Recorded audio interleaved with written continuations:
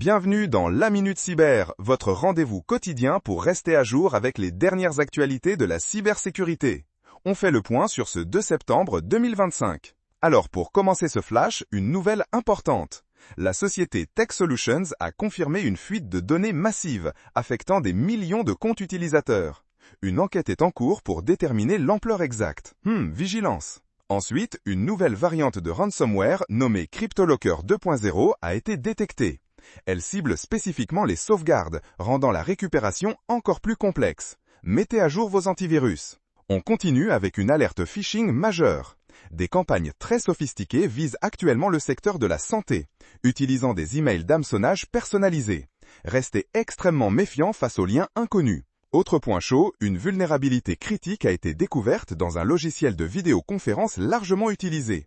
Les utilisateurs sont invités à patcher leur système sans délai. La réactivité est clé. Mauvaise nouvelle pour Global Corp. L'entreprise écope d'une amende record pour non-conformité au RGPD après une mauvaise gestion de données personnelles. Un rappel brutal de l'importance de la conformité. L'IoT n'est pas en reste. Des experts alertent sur une recrudescence d'attaques ciblant les appareils connectés domestiques mal sécurisés. Pensez à changer les mots de passe par défaut de vos caméras et routeurs. Tiens, on observe une nette augmentation des attaques assistées par l'IA. Les cybercriminels utilisent l'intelligence artificielle pour créer des malwares plus adaptatifs et des campagnes de spear phishing ultra ciblées.